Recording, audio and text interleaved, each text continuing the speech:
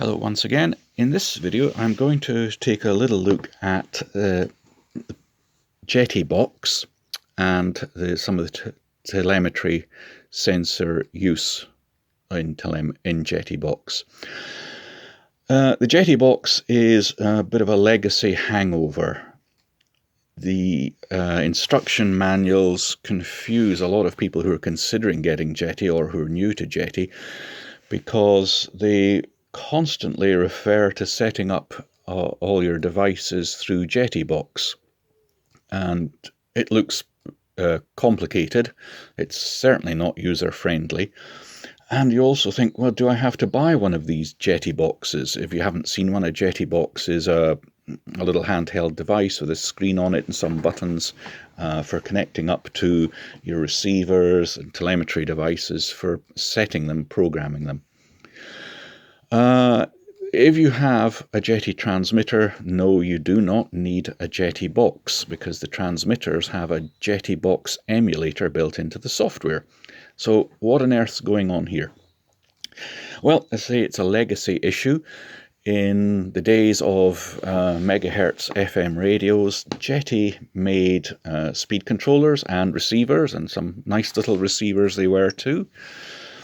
But when 2.4 gigahertz came along, some companies like Jeti and Weatronics, who had no experience or already in production transmitters, couldn't get set up quickly, so they were able to make 2.4 gig receivers and plug-in modules, which you'd put in the back of your Futaba, JR, whatever, and so you could have a Jeti transmission system.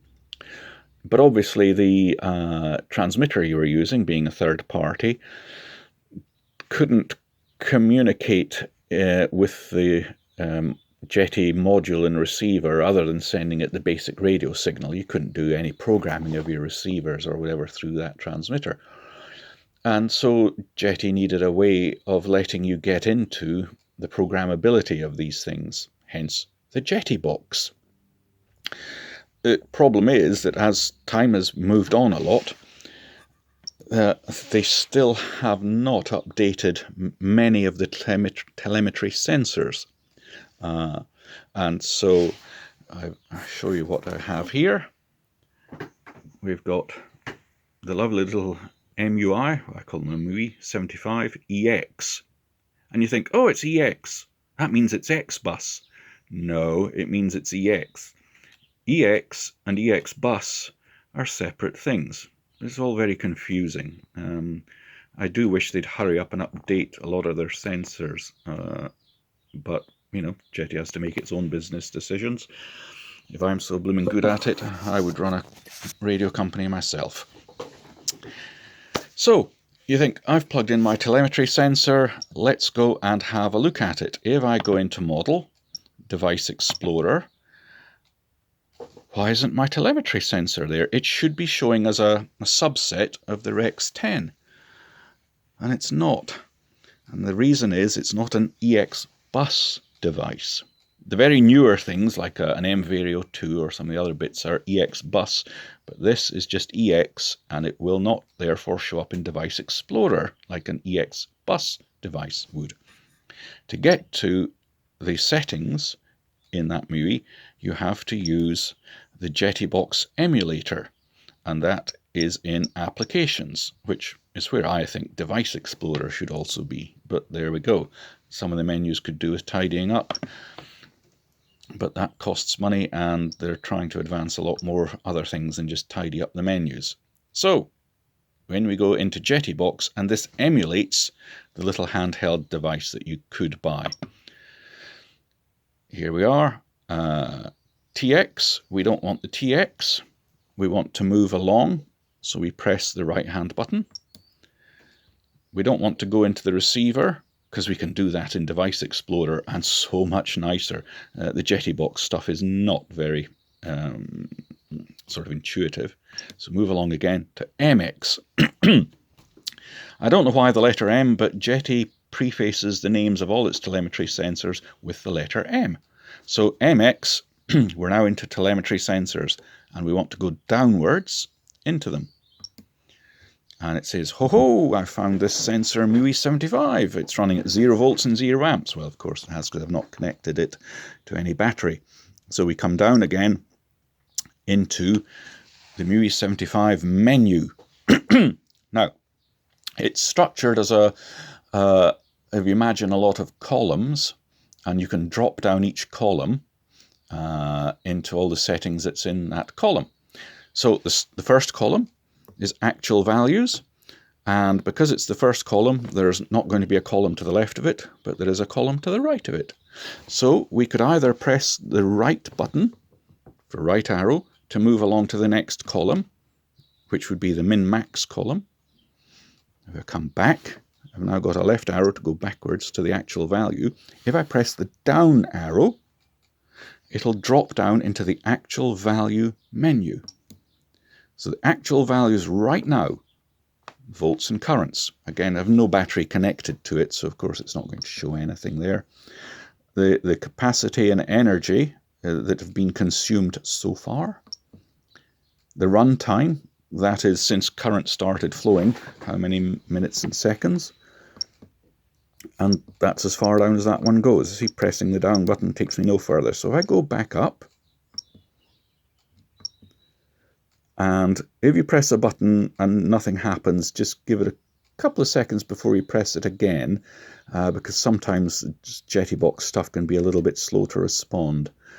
And you don't want it to end up storing lots of button presses that suddenly runs through. Okay, actual value. We move to the right to the next column along, the min-maxes. So again, we can use the down to drop down into min-max. U for voltage, 0 volts min, 0 volts max. So this would be recording, if you're having a look at the end of a flight, what the minimum maximum voltage through your MUI is. Remember, this is not receiver voltage, this is the battery that you've connected the MUI up to, which could well be a receiver, but why bother since the receiver sends voltage data by default anyway. The current, average and maximum, and that's it for going down that column. So we'll go back up to the top of the column, min-max. We can go to the right again, into the setting. Now this is more like it. This is the sort of thing you would want to get into if you had Device Explorer, the settings of your sensor. So we'll go down into that. Start trigger, 1 amp. That means that it won't start the sort of min-max values and reset the milliamp counting until the trigger point of 1 amp has been passed. So if you had like a little electric motor and you'd only just cracked the throttle open and it was only taking half an amp, the trigger wouldn't be hit. So you can set your start trigger, left or right, to a lower or higher value. You don't use the up or down button because that, of course, goes up and down the column of the drop-down menu. So if I use the left arrow, I can set the start trigger to a lower value. If I set it right up here, set it to a higher value. For example, I use a little MUI 30 in my jet models. I put the current part of the sensor on the wiring to the fuel pump so that it can give me flame out warnings and things like that. But the fuel pumps, when they start, at engine start, can use very, very little current, like, 0.2, 0.3 of an amp. And so I set the start trigger very low so that it resets its milliamp counting and such like, basically as soon as the pump starts. Come down again, what else is there? Erase data, press left and right. So what you would do is hold them down until it says that. And erase data means you've got rid of the min and the max and things like that. Come down again. First parameter, this would be for really older module stuff in Jeti, working off a Jetibox. Auto erase in a MUI sensor Auto arrays means it'll zero things like your milliamp counter when you switch the radio off and then back on again. It's nice to have that running. And come down, nothing else there, go back up. Okay, there's still another menu to the right. Let's have a look at that. Alarms. Voltage alarm off, current alarm off, capacity alarm off. Again, with a modern transmitter, you wouldn't use these. These are alarms generated in the sensor itself, not alarms generated in the transmitter. And the sensor would send them back through telemetry to your module that you had plugged into your GR, Futaba, whatever, and cause it to start giving off sort of Morse code beeps, and you'd try and interpret from the Morse code what alarm or whatever was going off. Leave these switched off if you've got the transmitter, because it's much easier in the transmitter software to set an alarm based on the actual telemetry value coming back, and you can assign voice files and such like to it. So there's no more going downwards there, so we'll come back up. Alarms, press again to the right. Service menu, come down, preset to the setup factory defaults. I think it means reset.